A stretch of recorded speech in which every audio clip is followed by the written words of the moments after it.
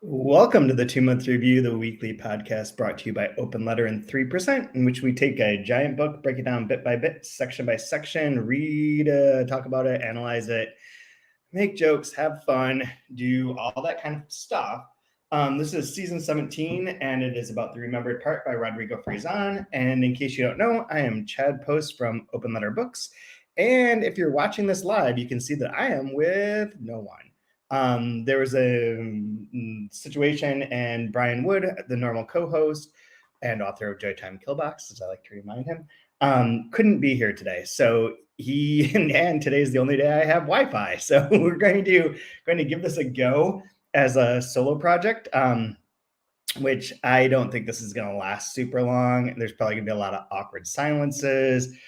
Or instead of awkward silences, I will just fill in every potential silence with nonsense and no jokes. But we'll at least go over what happens in this section of the remembered part, which if you are reading along and following along, today we go up through the end of part 2 and get to the beginning of part 3. And for anyone following along, we have 2 episodes left. So next week, we'll get through half of part 3, and then it will conclude, and the entire trilogy will have been covered by the 2-month review, which is awesome. So last week I started off, this podcast, which I've only ever done one other thing solo, which was on Instagram Live a month or 2 ago. I decided to live stream an unboxing of all of the Delkey Archive books that had been shipped to our office and just sort of riff on whatever came up and whatever happened. And that, I think, was fine. I think that was funny. I think it had some minorly offensive moments, but in a good way, all fun. But that was a lot easier, I have to say, than trying to prepare for this. Because in here, you guys kind of expect something when it's just like random thoughts on books or stories that come to mind. That's one thing, but trying to like explain a Fresán book with any sort of like intellectual discourse is 9,000% more difficult. But I mean, then again, do we really explain that much on here? Are we really that intelligent? I mean, Brian can hold the weight of the podcast. So last week I was in an example of a pure manic moment, screaming Viking door over and over again to the point where my 5-year-old keeps repeating it all the time, where he will just walk up to whatever and be Viking door, which still will always crack me up. But hearing him do it is kind of funnier. And actually, like yesterday he said probably one of the funniest things I've ever heard him say. So for anyone who doesn't know, I have a son named Alex who is 5 years old. He is cute as can be. He is incredibly sweet, innocent, nice kid, very, very fond of animals, loves everything, super sweet.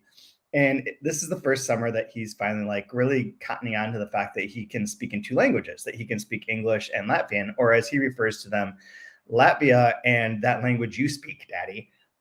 Because I can speak 0 Latvian. I know like a handful of words. I can ape the pronunciation of things pretty okay, but I don't know what they are. I don't know. It does not click.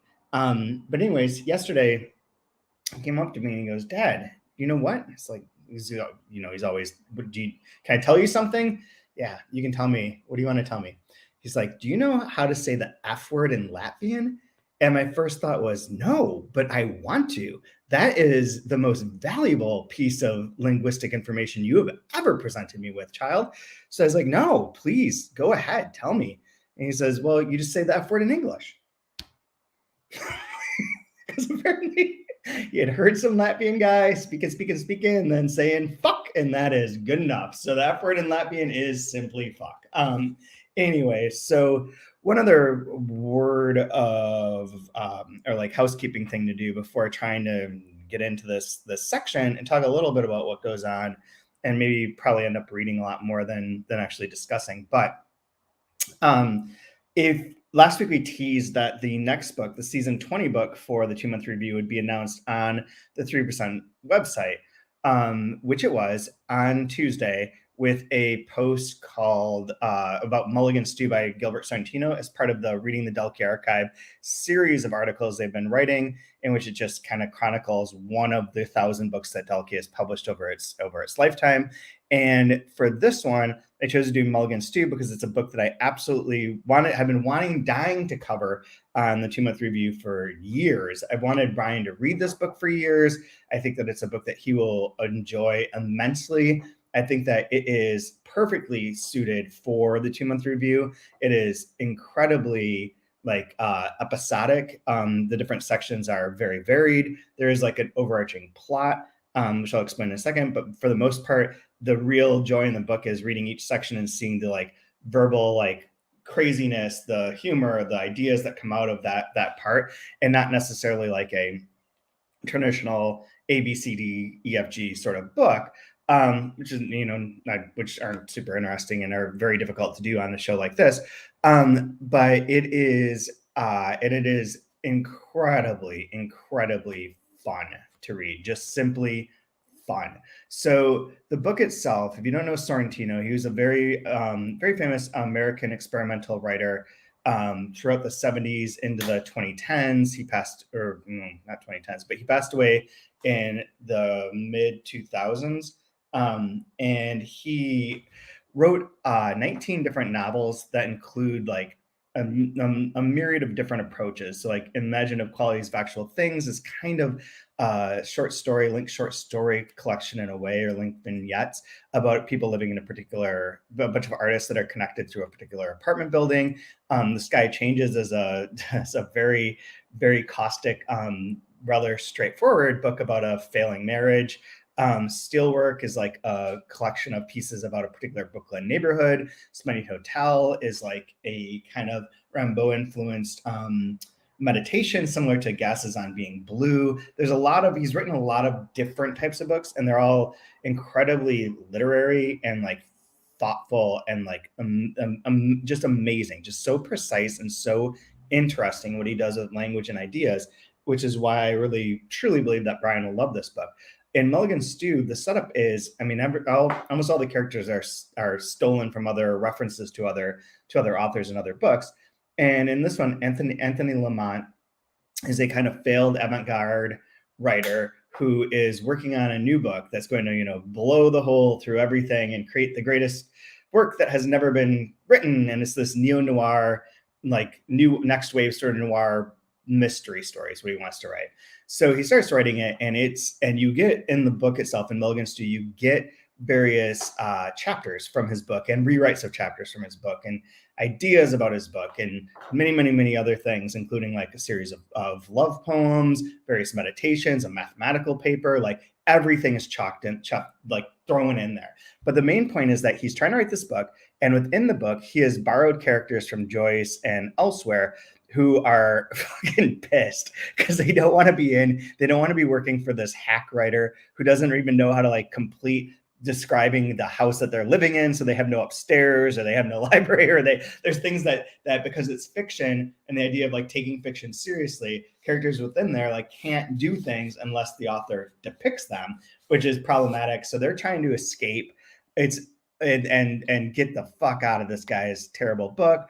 Meanwhile, he's trying to seduce someone, reclaim his sort of his mojo and his status as a literary author, and having basically a huge mental breakdown. It's a wonderful book, and it was just reissued in a Delkey Archive Essentials edition. So it has a new, very beautiful blue tinged cover. Fits in with the other Delkey books, Delkey Essentials, and it feels incredibly sexy. So if you haven't read this, get that version. It's a much more readable version than the one that existed previously. And in the next week or two, I will post the reading schedule. We won't be starting until September.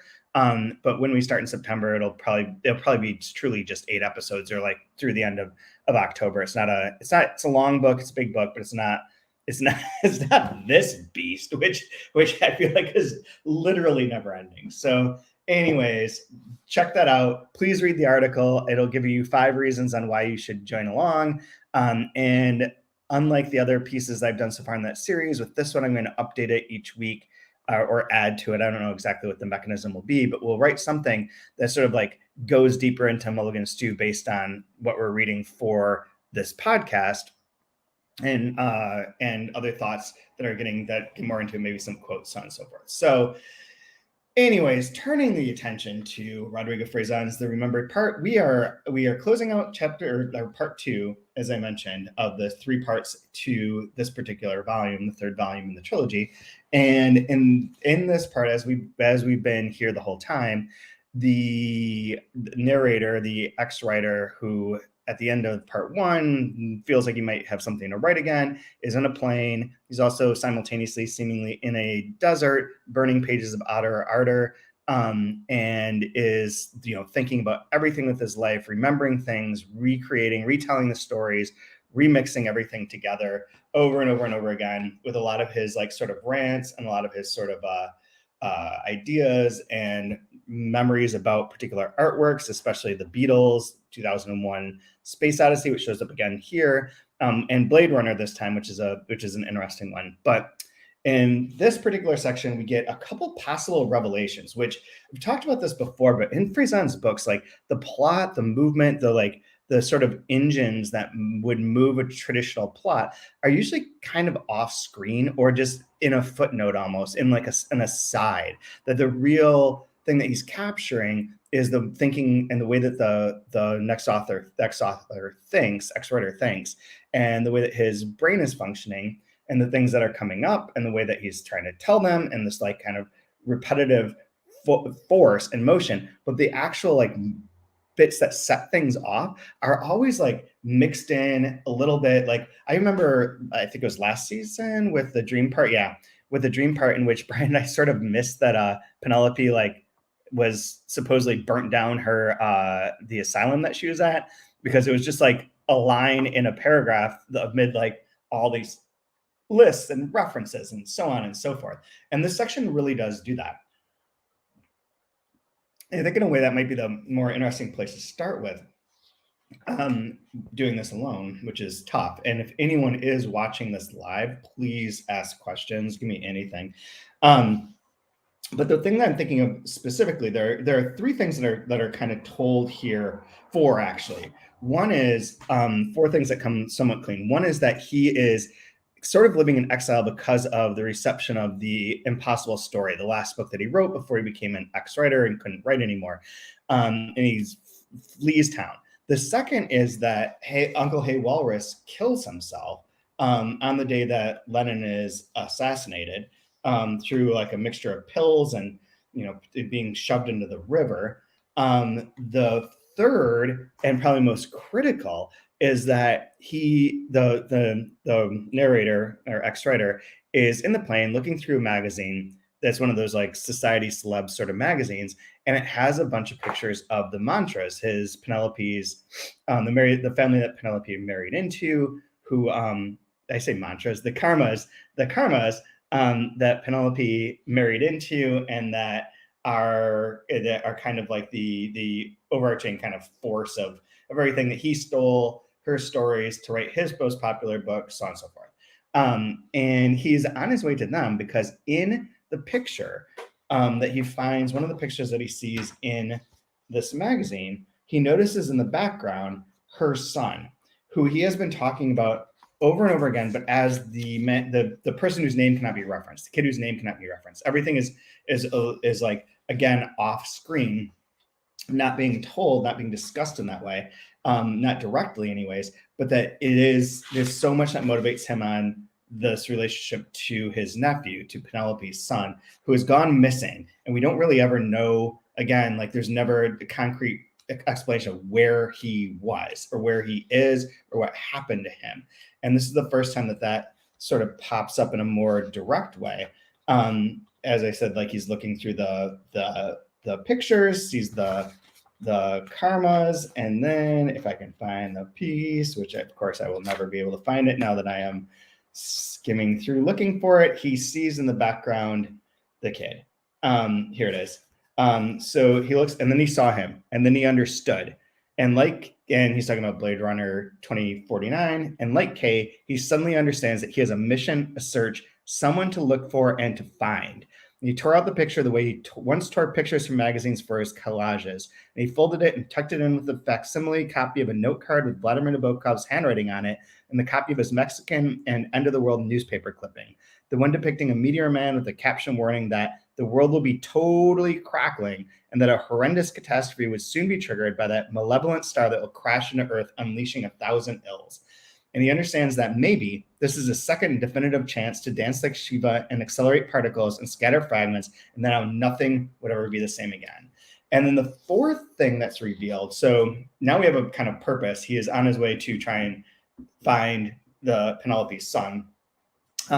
But additionally, there was a question last week, I think it was, that we read questions from one of the listeners that related to, and first of all, that the narrator is kind of an asshole and an unbearable sort of asshole, and that is true. But then questions regarding our bevy of typos and whether or not some of them are intentional, because the narrator is sort of losing his memory and losing things along the way. And that maybe comes up here on page 622, in which he is at the doctor's office and talking about halfway through life, close to the end, talking about getting an x-ray. All of a sudden he remembers a song by one of his friends, blah, blah, blah. It's moving on and on in the necessarily the point, but giving you lots of fun along the way and ups and downs. And so finally it says, he goes through this little bit and says, and the doctor didn't laugh because he didn't find it at all funny, because what he had to tell him was something very serious. And he knew exactly what the doctor was going to tell him, because he'd already written it years ago in a book, in that commissioned Mexican novel that he'd stolen from Penelope. Something about a tumor that, bite by bite, was eating away at his memory, and it would eventually leave him with only one single memory. And it wasn't the first time his fictions had anticipated his nonfiction, déjà écrit. And the doctor picked up the x-ray and held it up to the light and stared at it with the same mannerisms with which others once looked up at skies full of stars, or down at nautical charts and ocean waters where, beyond the borders of the unknown and beside the prince of wind roses to be depedaled, there be monsters, always waiting for a hush to fall over the sailors and their captains as they fall off the edge of a flat world. Like he was falling now. And talking about the falling, we've talked about that a lot. Like with when Patrick was on, he talked a lot about falling. He also talks a lot about, Patrick has also been, as he read the book, talking to me privately about the different songs and how they all kind of fade out into the wind. There's a lot of wind and a lot of falling that takes place in this book. So the Patagonia sections obviously as well. But the falling has always been this reference to Ella, the woman that appears in all of Fresán's books, who is the girl who's always falling into pools. And as she falls into pools, she is sort of the dream woman. She is incredibly important to the mythos and the sort of structure of the Fresaniverse, for lack of a better term. And never really necessarily on screen so much in any of the books that we've edited or that we've translated and published so far. And she's in here again. And I bring that up because of both the falling and because it's another instance in which things are off screen. And he talks about her in relation to memory and to having the memory of her, or having forgotten her, or forgetting things about her. It brings up different ideas about the idea of amnesia, of bad sci-fi, using various amnesia formulas to try and forget the one thing you need to forget, so on and so forth. We can all think of various movies and examples of this. But he has this great line in relation to anyone who's had a failed love affair, love relationship that didn't work out, but that they pine for or think about. This is a good line. So amnesia isn't a problem, but rather the solution of this punishment. Amnesia, the forgetting of everything, really just conceals the possibility of starting over, of having everything that happened post-amnesia be new again. And yes, unforgettable. the beginning of your amnesia, like the beginning of all amnesia, is a mystery. And it's one of those mysteries that you accept without questioning it too much and just for the pleasure and privilege of feeling that you're part of something. Logic has little to do with amnesia because amnesia isn't logical. In any case, that's why, again, I'm not,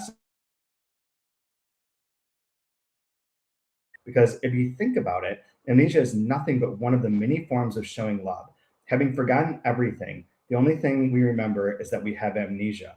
Just like how, when we fall in love, we forget about everything. Everything is forgettable, except the fact that we're in love, that we live to remember, that we would die for love.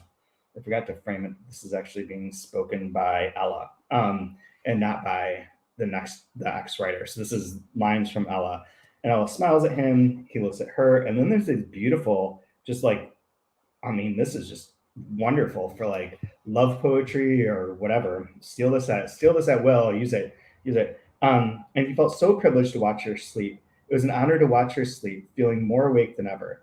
Ella there, but at the same time, her imperfections perfect in themselves elsewhere.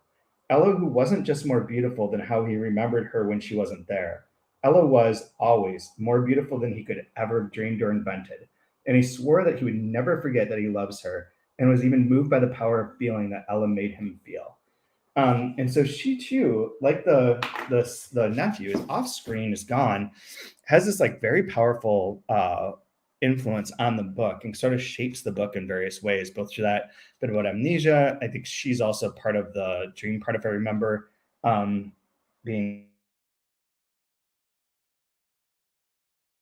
the falling motif that runs throughout all these books. One of the other things I thought was interesting. Oh, and this section also involves, so it's talking about things happening off screen. It talks about like the art of not saying everything. So there's a lot of stuff about ellipses that I want to read in a second, even though I'm going to mispronounce all the words. And about like the art of leaving things out, of not saying everything, of not overdoing it, which is for someone like me an insane problem in which I want to explain. But anyways, this is the section that first really gets into Dracula. So that Dracula shows up as a book that he read as a kid, that Uncle Hay Walrus got him the complete and unabridged version, which he read and was the one that like greatly influenced his life and has led him to read it over and over and over again. And the part that he finds most intriguing about Dracula, or one of the main things, is that all of the kind of Dracula horror side of things takes place off screen. It's not really as prominent as we would think of from like the movies and from the sort of traditional representation of vampires, of being like all up in your shit, killing and biting, but rather that it's not, it's kind of unmentioned. So right here, Bram Stoker created a structure that provoked terror by keeping the agent of said terror, the bloodthirsty Count, far out of sight throughout most of the storyline. Like God in the Old Testament, the Count appeared in the first 4 chapters of the book, in the diary of Jonathan Harker, to almost completely disappear for the next 300 pages, and only become visible again on 6 brief occasions before meeting his end at a pass in the Carpathians in the book's final pages. And he never speaks in person and in viva voce, but through the ears of those who heard him and can't stop transcribing him and describing him and writing him like not entirely reliable but very dedicated narrators. So excited, so driven, so in their way happy, and as if they were apostles or evangelists. Because of course, the vampire drinks the blood of his pursuers, but also in an exchange, he gives them a transfusion of life and passion, the likes of which they've never had or felt before. He gives them a reason to live and also to write. Because suddenly in Dracula, yes, everyone is a writer. And I think that that's interesting, as both like the keeping things off screen and having it being told through the various narrators who all of a sudden are all writers, which is a fun bit in relation to the rest of this, in which nobody reads but everyone writes.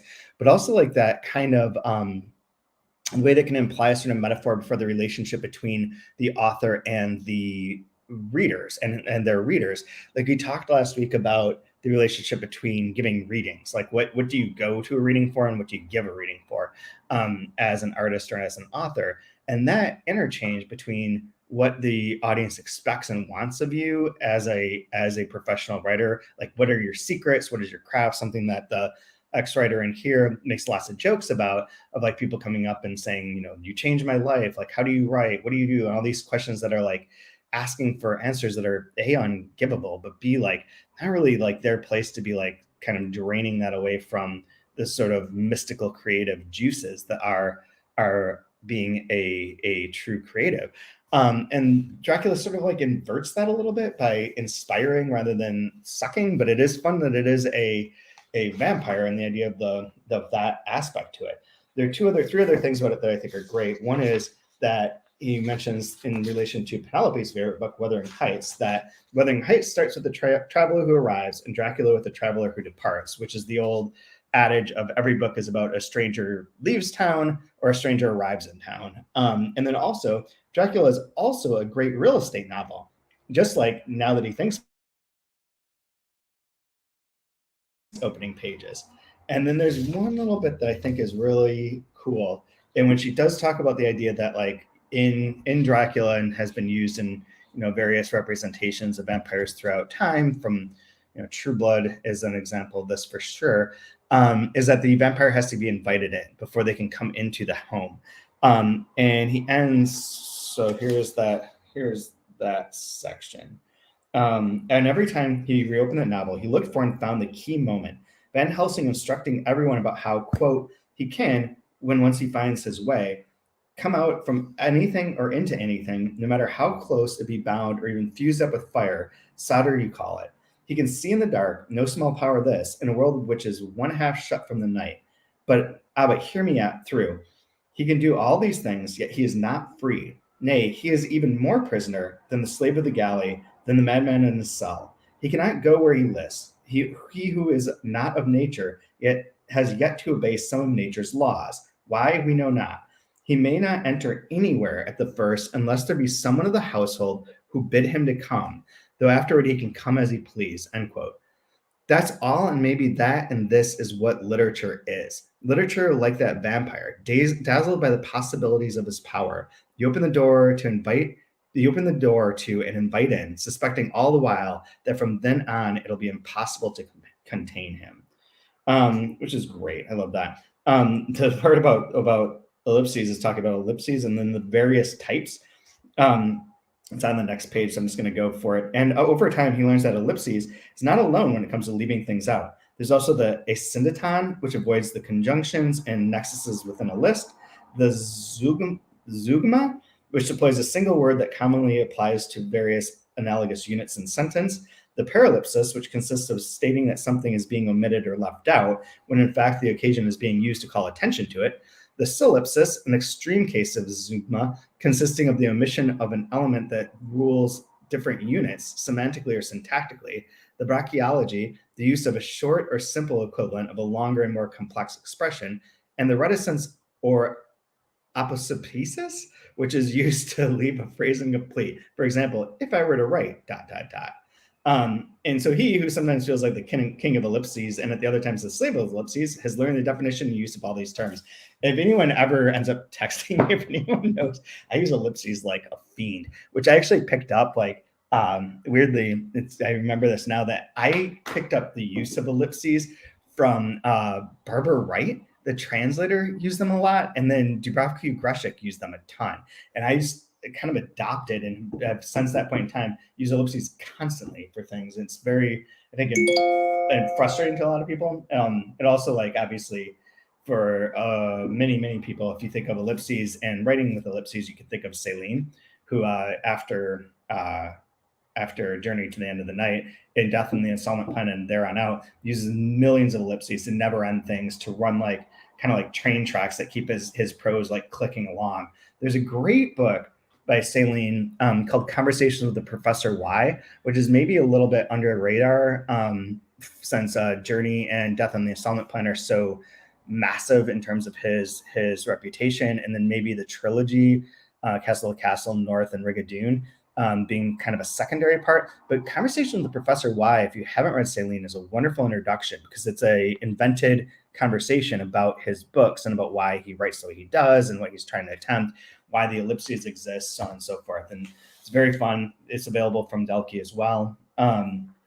And that's my ellipses story, I guess. Oh shit. I just turned the page to see where else to try and talk about.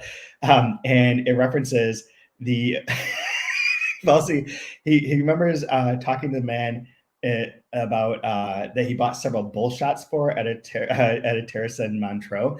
And bull shots, for anyone who watches this podcast slash videocast, there when that scene came up in the dreamed part, where he meets this guy who's like former CIA or whatever, former FBI agent, who like, investigated Nabokov, knew him, so on and so forth, was like around, and that they talk about drinking bull shots, and I was like, no idea what the fuck this is.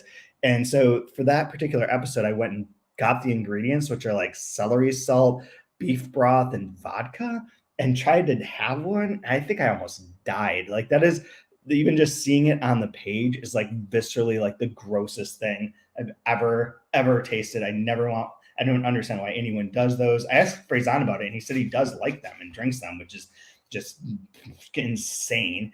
But that part, that this little bullshot reference from, is wonderful, because it retells again the story from the invented part, in which the writer wants to go break into CERN, merge with the God particle, and become a god that can go anywhere in time and space and reorder everything so that it's based on like his life and his books and his success and his control over everything, which obviously isn't going to work. But it's funny because in here it's now recontextualized where someone stops him and he gives this whole manic speech about like what he's there for, how he's going to do this, and the guy's like, dude, that shit is not how this works. Like, you must be watching too many B movies, because that is definitely not going to happen. In fact, like, tells a story about Bugorsky, who in an earlier whatchamacallit, what's the word I'm looking for? Cyclotron is all that's coming to mind, but I don't think cyclotron is accurate anymore. But anyways, where they're spinning the particles and crashing them into each other, particle accelerator, whatever. Cyclotron sounds way cooler. I think we should stick with cyclotron. Cyclotron is hip. Anyways, at the particle accelerator, where he gets hit by like something that has like a, way less power, way less speed, way less radiation than what would be in CERN, and like has like a hole in his head, and is like, yeah, you don't want to be that guy. That's what's going to happen. You're not going to merge a shit. You're not going to control anything. You're going to, probably just die instantly. So pretty fun section. The only other thing that I want to mention before I try and pull out a line of the week is the section on Blade Runner, which in the earlier books, and I think I think this is because the second Blade Runner movie came out while he was working on these, but in the earlier books, talks exclusively about the original Blade Runner from whenever it was, like the 84 Ridley Scott one, the replicant dying in the rain, all that kind of stuff, and keeps referring to and pulling back to that. And we get a recap of that here, because on the plane that he's flying on, the menu of movies has both Blade Runner and Blade Runner 2049, which is a movie I've not seen. And I feel especially bad about that now, because I remember reading this for the first time, whenever it was that we got this manuscript in. And this section on Blade Runner 2049 made me incredibly intrigued, and I wanted to watch it right away. I think I probably even rented it somehow. Did not do it. I failed. To be honest, the only movies I've watched recently are literally the stupid Fast and the Furious movies, because they're addictive and crazy. And every time one starts, I get the feeling that I've had a stroke and I have no idea who anyone is or what the fuck they're doing or why they are where they are. And it's kind of like a wonderful experience of like get out of work mode and get out of serious mode into like nonsense. But I may tonight, in fact, watch this Blade Runner 2049, because it talks about like the relationship to books in it, and the way in which it tells a little bit about the replicants, about the particular story, and so on and so forth. I don't even want to recap that. What I was amazed by is the fact that Pale Fire is in this. And I think even when I read, so it says, what surprised him more and also didn't surprise him, because nothing happens by chance, was the appearance in the movie of a copy of Nabokov's Pale Fire in the hands of Joy, who asks Kay to read it because, quote, it will make you feel better. Quote, you hate that book, Kay responds. And Joy says, quote, I don't want to read either, and throws the book into the air. And it was a paper book, a real book. And then in parentheses, and it was understandable that Kay and Joy would be annoyed by or dislike that book, because that book was a book that forces you, when reading it, to ask who is who created whom, who exists and who doesn't, who remembers what's remembered, and who remembers what they've been forced to remember. And he's more surprised that the baseline test that Kay was by rule submitted to every time he returned from a mission in a booth at the police headquarters to thereby demonstrate the authenticity and obedience of his intentions was the recitation and repetition of several of the 99 verses, with a final and phantasmal verse that was just the first one again, repeated like an echo and starting all over again, of the formidable poem by John Shade in that novel by Vladimir Nabokov. Quote, a blood-black nothingness began to spin, a system of cells interlinked within cells, interlinked within cells, interlinked, within one stem, and dreadfully distinct, against the dark, a tall white fountain played. So that's wild. I did not have any, I mean, I knew from this, but I would have had no idea that Pale Fire would be part of like the Blade Runner 2049 movie, which sounds wonderful. Like I totally want to watch this now. And he references in here that it didn't make a lot of money at the box office, didn't get a ton of like critical attention. And I honestly don't remember what happened when it came out, but that tracks. And it makes me even more intrigued. So in terms of a line of the week, the one that I had, the one about love, was the one that I was going to use, because I think that's like hits my personal heartstrings. But instead, I think I'll end with this line, which is from 637. Once upon a time, Penelope had explained to him that, quote, in physical illness, you start fragmenting, little by little. You stop being able to do things, as if you were coming apart in slow motion, until you're no longer what you were and only the photographs remain. With madness, with mental illness, something similar happens, especially with the madness that arises from pure pain. But with a decisive variation, you don't cease to be, rather you become someone else, as if using the same parts, you've disregarded the instruction manual and assembled something entirely different. What he felt now, on the other hand, was something very different, that he was becoming again who he once was, that his parts were coming back together and reuniting to talk among themselves and sign a truce and reach an agreement and offer him a little bit of peace before the final battle. So we go on from that into the quote final battle, which is part 3 of the remembered part, which is titled Inventing What Will Happen Because You Can No Longer Keep Inventing What Already Happened. And having read the book and full of stars, bon voyage, my friend.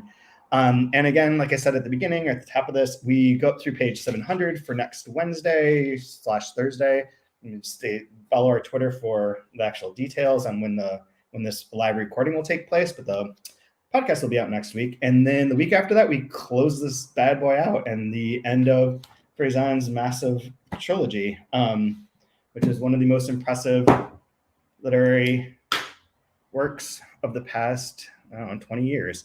So thanks for listening. Again, I hope this wasn't too bad as a solo outing. Give you some information, maybe a couple jokes. No, I refrained from like complaining about everything I want to complain about, like, I don't know, like agents and estates and deans and all kinds of like work-related things. But I did not complain about anything. I did not make fun of Ohio. I did not make fun of Italy. I was able, with no one here to check me, to keep everything on the up and up. So anyways, thanks for listening.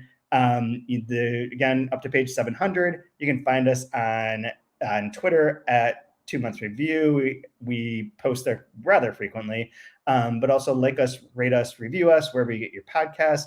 Tell your friends, get people to listen. And once again, read the Mulligan Stew post on 3%. It's down below in the show notes. And that will be the book for season number 20, coming to you in September. But for now, that is it. Take care and have a good weekend.